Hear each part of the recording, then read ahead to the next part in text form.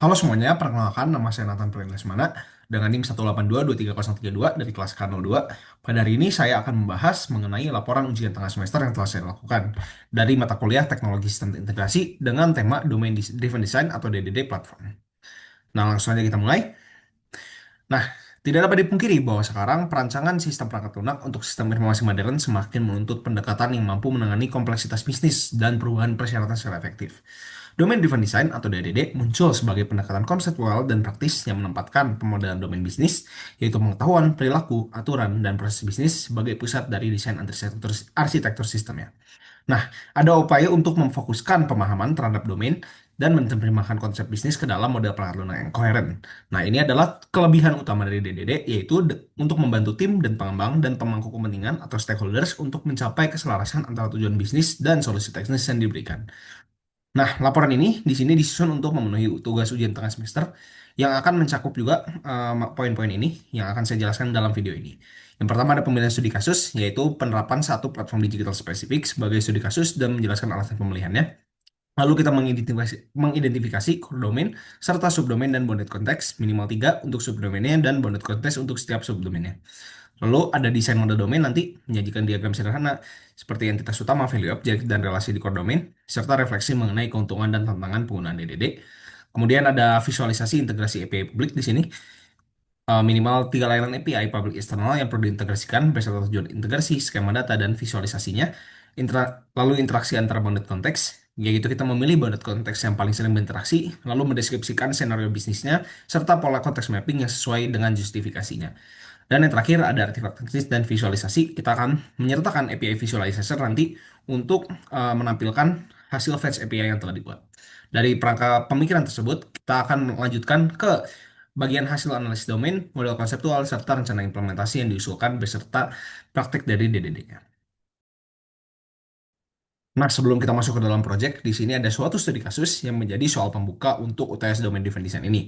Nah, di sini soalnya berupa platform e-commerce yang bertenaga kecerdasan buatan yang harus mengadaptasi rekomendasi produk, optimasi harga, serta pengelolaan inventory. Nah, di sini langsung saja kita baca soalnya. Nah, di sini ada suatu perusahaan, kita membangun suatu perusahaan dengan AI powered e-commerce yang mempersonalisasi pengalaman belanja pelanggan dengan merekomendasikan produk, optimasi harga, dan managing inventory. Nah, di sini ada beberapa domain yang sudah diberitahu, ada customer management, product recommendation, pricing optimization, dan inventory management. Oke, langsung saja kita menjawab dulu. Pertama yang bagian A, di sini bagaimana kita dapat mendeskripsikan DDD sebagai struktur dari pengembangan aplikasi AI-powered e-commerce ini. Nah, di sini bounded context kita definisikan dulu sebagai batas konseptual di mana model domain tertentu berlaku secara konsisten. Nah, di sini DDD akan memecah platform menjadi bounded context yang independen. Di sini bisa kita lihat dari tabel yang sudah saya bagi. Nah, di sini domain bisnisnya saya bagi menjadi 4. Ada customer management tadi yang sudah diberikan di atas. Lalu ada product recommendation, pricing optimization, dengan inventory management. Di sini bounded konteksnya customer management karena berhubungan dengan customer maka terkait dengan customer context. Di sini deskripsi modelnya yaitu mengelola entitas seperti pelanggan, akun, dan informasi pribadi. Kemudian ada recommendation konteks untuk product recommendation. Di sini deskripsi modelnya untuk mengelola entitas seperti profil pembelian, model rekomendasi, dan skor relevansi. Yang ketiga ada pricing. Di sini pricing konteks berarti mengelola tujuannya model intinya adalah mengelola entitas seperti harga dinamis, aturan harga, dan elastisitas dari permintaan. Dan yang terakhir ada inventory management di sini atau inventory konteks di sini tujuannya untuk mengelola entitas seperti stok produk, lokasi gudang, dan stok level aman atau safety stock level. Nah, di sini kurang lebih manfaat utama dari DDD atau bounded konteks yang diberikan di sini. Yang pertama memberikan kejelasan model. Setiap konteksnya memiliki definisi yang jelas sehingga tidak ambigu untuk istilah-istilahnya. Yang kedua, isolasi dan otonomi. Perubahan pada model dalam satu konteks tidak akan secara otomatis memulai konteks lain. Jadi bisa arsitekturnya itu memungkinkan tim yang berbeda bekerja secara independen dan mempercepat time to marketnya. Dan yang terakhir adalah skalabilitas dan evolusi. Setiap konteksnya dapat dipilih teknologi yang paling sesuai untuk kebutuhannya dan dapat ditingkatkan atau dimodifikasi secara terpisah tanpa mengganggu keseluruhan platform. Oke, next ya. Yang B, di sini kita harus mendefinisikan konsep dari ubiquitous language dalam DDD. Nah, di sini ubiquitous language definisi adalah bahasa bersama yang dipakai oleh semua pemangku dalam kepentingan atau dalam sebuah bounded context. Contohnya tadi, bounded context itu adalah di sini customer, accommodation, pricing, dan lain-lain. yang digunakan untuk meningkatkan komunikasi, mengurangi kesalahpahaman, serta menyelaraskan pemahaman antara tim pengembang dan ahli domain bisnis. Hal ini dilakukan juga dengan menggunakan terminologi yang sama di sini kuncinya dan konsisten. Jadi dia harus sama dan konsisten pada suatu bounded konteks tertentu dari awal hingga implementasi sehingga memastikan perangkat lunaknya itu dihasilkan mencerminkan kebutuhan bisnis yang ada. Oke, nah di sini contoh Ubiquitous Language meningkatkan komunikasi pada domain spesifik yang ada. Contohnya di sini pada lingkup product recommendation tadi sesuai dengan soal. Nah, di sini ada contohnya purchase profile. Definisinya adalah sebuah agregasi dari riwayat pembelian, kriteria pembelian, preferensi eksplisit pelanggan. Jadi manfaatnya, jika seorang manajer produk meminta tingkatkan akurasi purchase profile di sini, nah ini Ubiquitous Language-nya digunakan, maka semua tim pengembang tahu bahwa mereka harus bekerja pada model yang memproses data pembelian pelanggan, bukan data inventaris, karena sesuai dengan definisi konsisten yang ada di sini. Nah, ini juga berlaku, contohnya ada contoh lain, ada cold start item, yang berarti produk baru atau produk yang sangat jarang dibeli sehingga tidak memiliki cukup data. Atau relevant score di sini, angka dari thresholdnya yang sudah ditentukan di sini yang mengukur probabilitas akan berinteraksi dengan produk yang direkomendasikan. Kurang lebih seperti itu. Kita bisa lanjut ke bagian yang C. Nah, kita di sini harus menjelaskan bagaimana suatu domain event dapat digunakan untuk memfasilitasi interaksi antara product recommendation dan inventory management. Oke, nah karena di sini contohnya sudah spesifik, langsung saja tadi domain event dulu. Definisinya adalah notifikasi yang merekam suatu yang signifikan yang sudah terjadi dalam bounded konteks. Jadi, suatu yang sudah terjadi itu direkam di dalam istilah itu domain event di sini. Sebagai mekanisme juga komunikasi asinkron dan loosely coupled antar konteks. Oke, untuk memastikan rekomendasi produk, mempertimbangkan stok, tadi interaksi antara dua bounded konteks yaitu product recommendation dan inventory management. Nah, domain eventnya dalam dua konteks bounded konteks tersebut dapat digunakan seperti ini. Contohnya, di sini ada event publisher untuk inventory konteks. Nah, jadi setiap kali status produk berubah secara signifikan, misalnya stok turun di bawah batas aman atau sebuah produk out of stock, inventory konteks akan mempublikasikan sebuah domain event.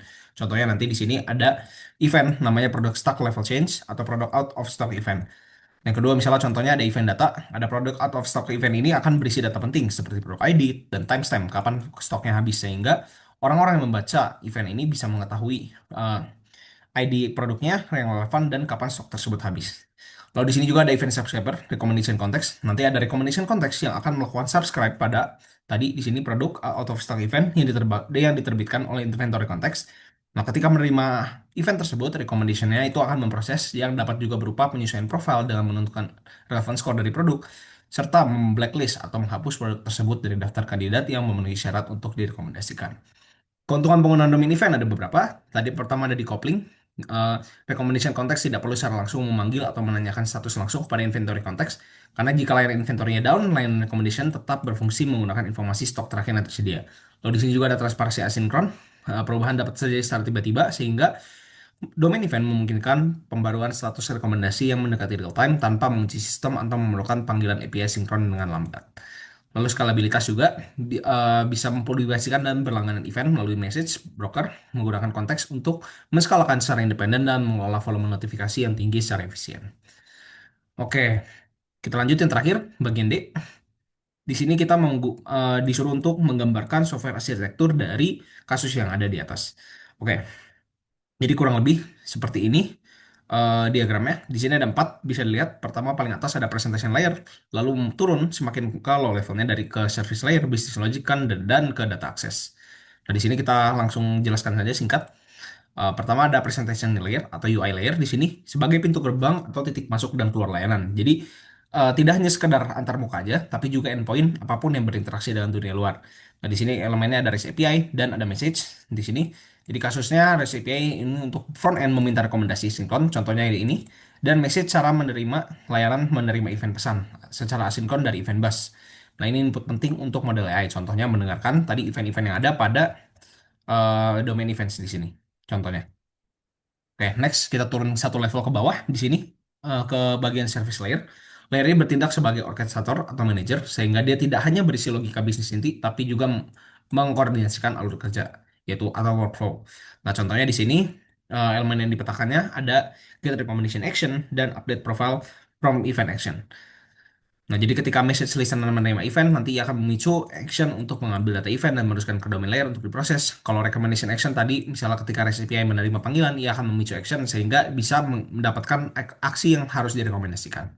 Nah, selanjutnya kita turun satu level lagi ke business logic yang dimana ini adalah inti dari layanan. Ya, tentu make sense karena bisnis adalah inti dari layanan di sini. Value yang menghasilkan value yaitu semua logika, aturan dan rahasia bisnis yang unik ada di sini.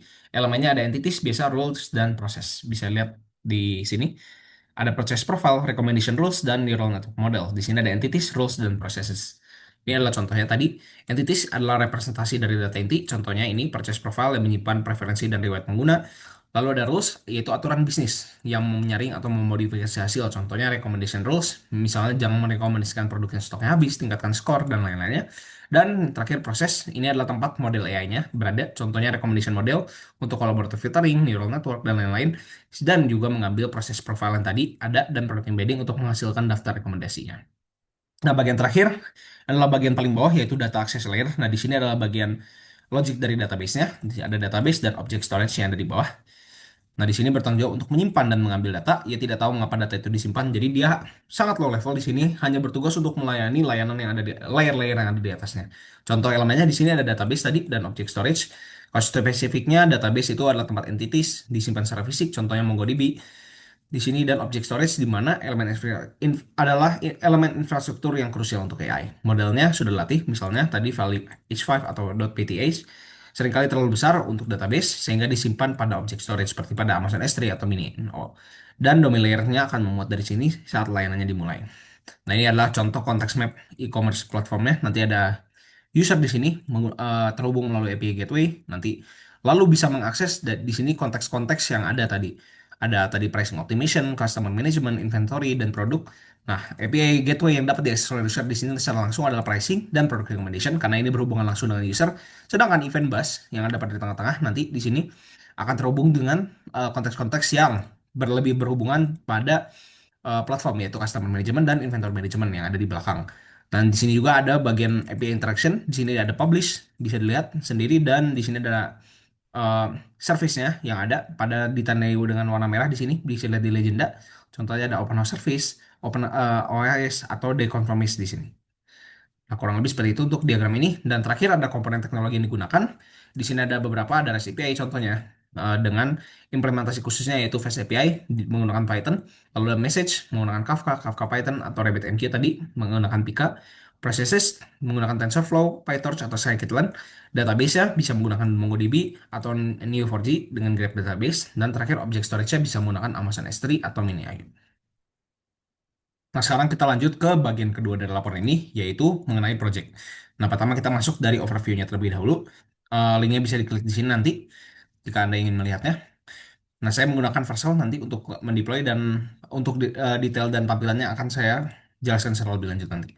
Nah, pertama tentang platformnya dulu. Platform yang digunakan di sini sebagai studi kasusnya yaitu aplikasi storefront atau etalase toko e-commerce. Di sini tujuannya untuk menyediakan antarmuka pengguna atau user interface yang modern, cepat dan interaktif bagi pelanggan. Melalui platform ini, pengguna diharapkan dapat melakukan aktivitas esensial dalam siklus seperti menjelajahi katalog produk, mencari produk spesifik, mengelola keranjang belanja, dan mengakses akun pribadi untuk melihat reward pesanan serta mengelola alamat. Nah, di sini ada beberapa aspek dari proyek yang ada di sini. Pertama ada teknologi stacknya. Proyek ini dibangun menggunakan tumpukan teknologi modern yang berfokus pada performa dan pengamalan pengembang atau developer experience. Teknologi inti yang digunakannya ada Next.js, yaitu versi 14 di sini bertindak sebagai kerangka kerja atau frameworknya dengan React pada sisi server yang bertanggung jawab untuk rendering halaman dan logika routing aplikasi. Lalu menggunakan TypeScript juga bahasanya digunakan untuk seluruh basis kode menerapkan keamanan tipe data dengan type safety yang ketat. Lalu ada Tailwind CSS digunakan sebagai framework untuk membangun antarmuka pengguna secara konsisten dan cepat. Dan di sini ada Medusa sebagai front-end yang dapat terhubung ke back-end dan sebuah engine e-commerce headless, yaitu atau tanpa tampilan yang diberikan secara open source yang dapat bisa dilihat pada GitHub. Nah, yang kedua ada fungsionalitas. Fungsionalitas di sini ada beberapa fitur esensial untuk sebuah storefront digital. Yang pertama ada manajemen produk dan kategori. Di sini pengguna dapat melihat produk, melihat detail produk individual, dan navigasi berdasarkan kategori. Di sini adalah eh, endpointnya. Yang kedua ada manajemen keranjang belanja. Di sini fungsionalitas untuk menambah, mengubah kuantitas, dan menghapus item dari keranjang belanja dengan endpoint ini. Dan manajemen akun pelanggan, di mana pengguna dapat membuat akun, masuk, dan mengelola profil alamat, serta melihat riwayat pesanan mereka. Untuk kebutuhan deployment dan analisis, koleksi kebaikan juga disimulasikan. Seluruh panggilan API-nya untuk data inti seperti produk, kategori, dan koleksi dilakukan juga menggunakan data hardcoded atau tiruan di sini. Nanti menggunakan vector, akan saya jelaskan lebih lanjut, yang disimpan secara lokal. Pendekatan ini memastikan aplikasi dapat berjalan secara mandiri dan menyediakan data yang konsisten untuk pada analisis yang ada dilakukan pada API visualizer. Nah, strukturnya di sini menggunakan arsitektur modular yang selaras dengan prinsip DDD, meskipun dibangun di atas kerangka kerja Next.js. Nah, struktur ini memisahkan tanggung jawab ke dalam beberapa lapisan logika. Pertama ada lapisan routing atau presentasi di sini atau source app, bertanggung jawab atas routing aplikasi dan komposisi halaman. Nah, di sini struktur foldernya ada ini, eh, layout di sini ada source app, country code di sini nanti bisa dilihat lebih lanjut. Dan semua rutenya ada di sini. Ada page, store page, product handle, cart page, account, API visualizer, checkout, dan checkout page yang deskripsinya bisa Anda baca di sini satu persatu. Lanjut ke lapisan kedua, yaitu lapisan modul domain dan UI. Nah, ini adalah direktory terpenting dalam konteks DDD. Alih-alih mengelompokkan kode berdasarkan jenis, proyek ini mengelompokkan berdasarkan kapabilitas bisnis dan domainnya. Setiap folder di dalam source module sini dapat dianggap sebagai representasi dari suatu area fungsional yang spesifik. Nah, di sini contohnya ada account yang berisi komponen UI terkait dengan manajemen akun pelanggan. Lalu ada cart di sini berkomponen UI untuk keranjang belanja seperti daftar item. Lalu ada checkout, product, store, layout, common, dan slash skeleton. Di sini bisa dibaca sendiri lebih lanjut pengertiannya. Dan yang ketiga ada lapisan akses data dan logika pendukung di source lib. Di sini direktorinya berfungsi sebagai lapisan pendukung yang menyediakan data dan fungsionalitas utilitas untuk lapisan UI dan routing. Nah, contohnya ada beberapa endpoint di sini. Contohnya source lib data di sini, maaf, directory di sini. Ada source lib data. Pertama, contohnya sebagai bagian yang paling esensial dari lapisan sebagai data access layer atau repository di sini mengabstraksi semua logika pengambilan data dengan ada beberapa hal yaitu adaptasi tugas di sini di mana kita dapat melakukan panggilan seperti fungsi list produk, list kategoris, dan list collection untuk mengembalikan data hardcodednya. Nah, di sini juga ada file lain seperti cut dan customer untuk mengelola logika yang berinteraksi dengan cookie dan sesi pengguna. Lalu di sini ada directory libdetail berisi fungsi money yang dapat digunakan di mana saja seperti money untuk memformat harga dan juga libhooks di sini untuk react hooks, eh, custom react hook untuk mengelola state seperti dari klien seperti use toggle state. Dan yang terakhir di sini keempat ada lapisan konfigurasi project, di mana file-file directory root mengontrol perilaku project, dependencies, dan pengaturan build. Contohnya di sini ada package.json, mendefinisikan dependencies project tadi yang digunakan seperti Next.js, React, Medusa, dan lain-lainnya. Dan scriptnya seperti dev build, dan lain-lain. Lalu ada nextconfig.js, di sini untuk konfigurasi Next.js. Lalu ada Tailwind config untuk Tailwind CSS dan mendefinisikan tema visual dan preset Medusa. Dan tsconfig.json ada konfigurasi untuk TypeScript, mengatur aturan stiffness dan PTLS. Lalu ada middleware untuk uh, mengintersepsi permintaan untuk menangani logika, regionalisasi, dan routing negara. Jadi kurang lebih ini struktur secara umum dari file-filenya. Bisa dilihat secara lebih lengkap pada laporan. Nah, selanjutnya kita akan membahas mengenai identifikasi domain dan desain model. Nah, pertama kita mengidentifikasi core domainnya terlebih dahulu.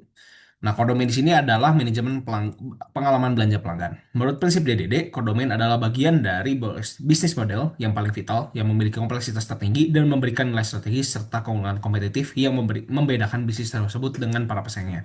Alasan penetapannya tersebut adalah beberapa pilar utama DDD yang dibuktikan oleh struktur dan fokus dari proyek Storefront ini. Yang pertama, nilai bisnisnya strategis. Tujuan utamanya adalah untuk mengubah pengunjung menjadi pelanggan yang membayar. Jadi keberhasilan bisnis secara langsung dapat bergantung pada seberapa efektif dan lancar pengalaman pengguna dalam menemukan produk, memasukkan ke keranjang, dan memulai proses pembelian. Nah, jadi sektor proyeknya di sini yang tadi sudah dijelaskan mencerminkan dengan mendedikasikan modul-modul utama untuk alur ini seperti source module products dan source module card. Lalu kompleksitasnya, domain ini memiliki kompleksitas yang tinggi juga, bukan dari segi teknis juga, tapi juga dari logika bisnis. Sistemnya harus dapat mengelola, ada logika varian produk yang dapat menangani pemilihan varian, manajemen sesi keranjang yang dapat mengelola status keranjang belanja yang bersifat sementara, serta konteks regional, di mana logika bisnis harus dapat beradaptasi berdasarkan wilayah yang mempengaruhi mata uang, opsi, dan ketersediaan produk. Lalu juga ada fokus upaya pengembangan, di mana struktur proyek menunjukkan fokus yang disengaja untuk memodelkan kapabilitas bisnis secara eksplisit di mana investasi terbesar dalam pengembangan antarmuka dan logika terkonsentrasi pada modul-modul yang secara langsung mendukung pengalaman belanja, seperti store, products, cart, dan checkout. Nah, selanjutnya kita mengidentifikasi subdomain dan bounded konteks. Masing-masing subdomainnya ada tiga dan bounded konteksnya untuk masing-masing subdomain. Nah, di sini dalam kodomainnya tadi yang sudah didefinisikan, kita mengidentifikasi tiga subdomain. Di sini ada produk katalog yang berfungsi sebagai sesuatu bertanggung jawab atas segala sesuatu yang berkaitan dengan informasi dan organisasi produk. Lalu ada cart management yang berfungsi sebagai tanggung jawab atas mengelola daftar item yang ingin dibeli oleh pelanggan dalam satu sesi. Dan account management yang bertanggung jawab untuk mengelola data pelanggan, alamat, dan riwayat pesanan. Nah, selalu bounded context akan kita definisikan untuk setiap subdomain yang sudah kita definisikan sebelumnya. Yang pertama ada bounded konteks katalog tadi untuk produk katalog di sini. Batasannya di sini diimplementasikan dalam modul ini tiga. Dan tanggung jawabnya menampilkan informasi produk, mengelola varian, serta mengorganisasi produk ke dalam kategori dan koleksi, serta menangani logika penyaringan dan pengurutan. Obligatorious language nanti akan didefinisikan contohnya ada produk, varian, harga, koleksi, kategori, handle, dan lain-lainnya. Lalu ada bounded konteks kedua, di sini keranjang, kita implementasikan batasannya implementasikan dalam modul modul source modul card dan logika bisnisnya diabstraksi dalam source lib data cardness TypeScript. Tanggung jawabnya mengelola status sesi belanja pengguna, di mana mencakup penambahan item, memperbarui kuantitas, menghapus item, serta menghitung subtotal secara total. Dengan ubiquitous language yang didefinisikan ada keranjang, item baris, kuantitas, subtotal, dan total. Yang masing-masing nanti definisikan bisa dilihat lebih lanjut. Lalu ada bounded konteks akun. Di sini batasannya diimplementasikan dalam modul source model akun dan logikanya pada source lib data customer.typescript. Nah, tanggung jawabnya di sini menangani semua aspek yang berkaitan dengan pelanggan yang terautentikasi, termasuk proses login, registrasi, manajemen profile, dan pengelolaan buku alamat, serta menampilkan riwayat pesanan. Dengan ubiquitous language yang didefinisikan ada pelanggan, pesanan, alamat, profile, dashboard, dan login. Oke, selanjutnya ada desain model. Di sini deskripsi teks model domain inti dengan subdomainnya shopping cart. Contohnya ada deskripsi tekstual dari model untuk subdomain manajemen keranjang tadi yang merupakan bagian esensial dari core domain. Jadi ada aggregate root tadi entitas utamanya cart karena subdomainnya adalah cart management. Di sini entitas utama yang merepresentasikan suatu sesi keranjang belanja setiap card, di mana setiap card memiliki ID unik. Card bertanggung jawab untuk mengelola dan menjaga konsistensi dari line item, lalu ia juga menyimpan kalkulasi total seperti subtotal dan total keseluruhan. Subtotal dan total ini merupakan bounded konteks dari eh, yang tadi sudah didefinisikan pada bounded konteks ini. Nah, selanjutnya ada entitas atau turunan di sini, line item, di mana sebuah card terdiri dari satu atau lebih line item. Line item adalah entitas yang memiliki ID unik di dalam keranjang, lalu juga merupakan representasi produk spesifik yang telah ditambahkan. Atribut utamanya ada quantity, title, dan thumbnail. Line item juga berisi snapshot dari produk varian yang dipilih saat item ditambahkan. Selanjutnya ada value object, value-nya ada di sini contohnya money digunakan untuk merepresentasikan nilai moneter yang tidak memiliki identitas sendiri terdapat pada line item sebagai unit price, total price, serta pada card sebagai subtotal dan total. Objek ini juga terdiri dari dua atribut, ada amount yaitu jumlahnya dan currency code misalnya mata uangnya yang digunakan.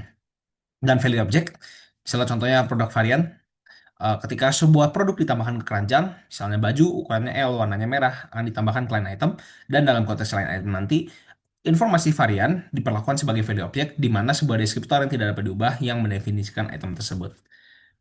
Nah, dari domain-domain dan bounded konteks yang sudah didefinisikan tadi, kita dapat juga merefleksikan keuntungan dan tantangan dari penggunaan DDD tadi. Nah, refleksinya pertama dari aspek keuntungannya, pertama modalitas dan pemeliharaan kode yang tinggi. Keuntungan terbesarnya dapat dilihat di mana kode diorganisasi berdasarkan kapabilitas bisnisnya, bukan berdasarkan tipe teknis. Sehingga ketika sistem mengalami bug pada halaman produk, developer sudah tahu harus melihat kemana dan bug pada misalnya developer tahu harus melihat ke bagian source module produk di sini. Kalau bug pada keranjang belanja ada di source module.card. Jadi bisa langsung tahu di bagian mana developer harus melihat kode spesifik untuk memperbaiki bug tersebut. Secara drastis mengurangi beban kognitif dan mempercepat proses debugging. Cukup jelas karena tadi setiap konteks ya sudah diletakkan berdasarkan bounded konteksnya masing-masing atau domainnya masing-masing. Keuntungan selanjutnya adalah batasan konteks yang jelas di mana pendekatan DDD mendorong pemisahan yang jelas antara logika domain dan infrastruktur. Terbukti sangat bermanfaat selama deployment. Nah, di sini pernah terjadi kegagalan build karena API eksternal tidak dapat dijangkau. Jadi solusinya kita mengimplementasikan data tiruan atau mock data di sini. Nah, berkat arsitektur ini, developer hanya perlu memodifikasi lapisan akses, di mana Misalnya pada produk.TypeScript dan kategori TypeScript, lapisan UI-nya sama sekali tidak menyadari perubahan ini dan tidak memerlukan modifikasi, di mana mereka tetap memanggil fungsi yang sama. Dan yang terakhir ada ubiquitous language yang ekspresif, kodenya menjadi lebih mudah dibaca dan dipahami oleh pengembang baru karena nama fungsinya dan modul dapat dipahami secara langsung, misalnya retrieve card, add customer address, dan list products. Nah, tapi di balik keuntungan-keuntungan tersebut, tentu ada juga harga yang harus dibayar dalam penggunaan DDD. Yang pertama, kurva belajar yang curam. Menerapkan DDD dengan benar memiliki kompleksitas yang lebih tinggi pada awalnya dibandingkan dengan pendekatan misalnya CROD sederhana, di mana kita harus memahami perbedaan antara entity, value object, aggregate, truth, dan bounded context yang tadi sudah didefinisikan sebelumnya, yang tentunya membutuhkan investasi waktu dan disiplin dari tim pengembang, seperti yang tersirat dalam materi referensi. Ya. Kemudian ketergantungan atau konteks juga memisahkan domain menjadi sebuah tantangan. Dalam konteks ini, bounded konteks misalnya katalog perlu diakses oleh bounded konteks layout untuk menampilkan menu navigasi. Hal ini menciptakan ketergantungan yang harus dikelola dengan hati-hati agar layout tidak menjadi terlalu terikat dengan model internal katalog. Jadi harus ada manajemen coupling di mana setiap bounded konteks juga harus dapat berdiri secara independen tanpa coupling yang terlalu tinggi dengan bounded konteks lainnya. Dan yang terakhir, resiko overengineering untuk aplikasi yang sangat sederhana, pendekatan DDD bisa jadi terlalu berlebihan. Namun untuk e-commerce yang memiliki kompleksitas bisnis yang inherent, pemisahan modular dapat menjadi berharga dan sepadan dengan kompleksitas awalnya. Jadi juga perlu dipertimbangkan apakah pendekatan DDD ini dapat menjadi terlalu berlebihan jika aplikasi yang kita kembangkan itu terlalu kecil di bagian konteksnya. Oke, selanjutnya bagian integrasi public API.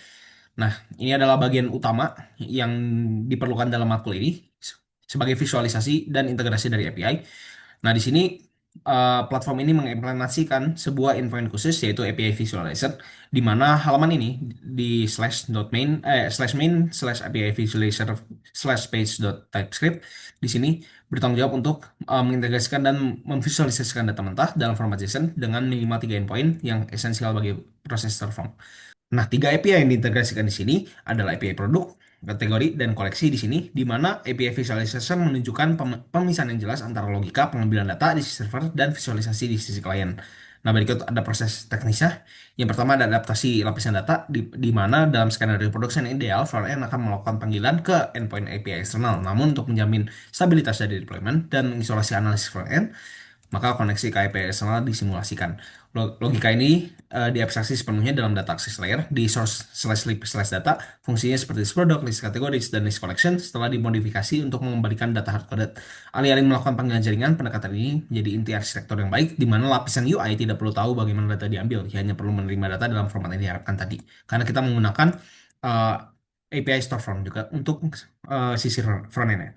Selanjutnya, integrasi dari sisi server. Integrasi datanya terjadi dalam server komponen Next.js, di mana komponen server memanggil ketiga fungsi dari lapisan data secara asinkronus, di mana ada tiga di sini, ada waitlist products, waitlist categories, dan waitlist collections, di mana data yang telah diambil kemudian diteruskan sebagai props ke komponen klien API Visualizer yang bertanggung jawab untuk menampilkannya. Di selanjutnya yang ketiga ada visualisasi dari sisi klien, di mana visualisasi data ditangani oleh klien komponen yang berlokasi di source slash page slash API visualizer. Nah, komponen ini menerima tiga props, di mana datanya ada products, categories, dan collections. Data ini kemudian disusun dalam sebuah array lokal untuk mengelola status tampilan yang berisi nama, API, dan respons terkait. Lalu ada antarmukanya, di mana UI menampilkan tiga tombol, button, dan satu untuk setiap API-nya. Ketika tombol diklik, nanti ada event handler tadi dari uh, event handler yang sudah dijelaskan sebelumnya untuk memperbarui state dan menyimpan data JSON yang relevan dari props yang telah diterima.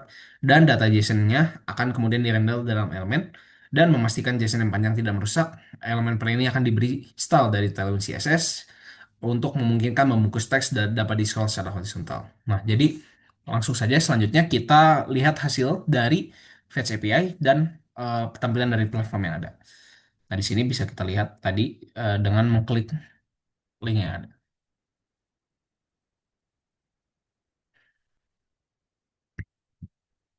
Nah, di sini bisa dilihat eh, bahwa app sudah di-deploy pada Vercel dan bisa langsung dibuka. Nah, ini adalah tampilan halaman utamanya atau landing page. Nah, di sini karena kita menggunakan Vector API, maka eh, tidak ada backend yang terjadi di belakangnya. Di sini semuanya adalah data tiruan. Namun bagian frontend tidak dapat menyadari hal tersebut, tanda kutipnya. Dan di sini ada bagian API Visualizer yang menampilkan produk, kategoris, dan API collections yang ada. Nah, di sini nanti bisa dilihat Contohnya ada beberapa hal, misalnya electronics di sini sebagai kategori, produk dan collectionnya. Di bagian bawah bisa kita lihat contohnya ada kategori di sini, ada collections di sini, jadi kita bisa kategorisasi juga. Contohnya jewelry sebagai collection, kategorisnya juga misalnya ada electronics, jewelries, men clothing, contohnya seperti itu.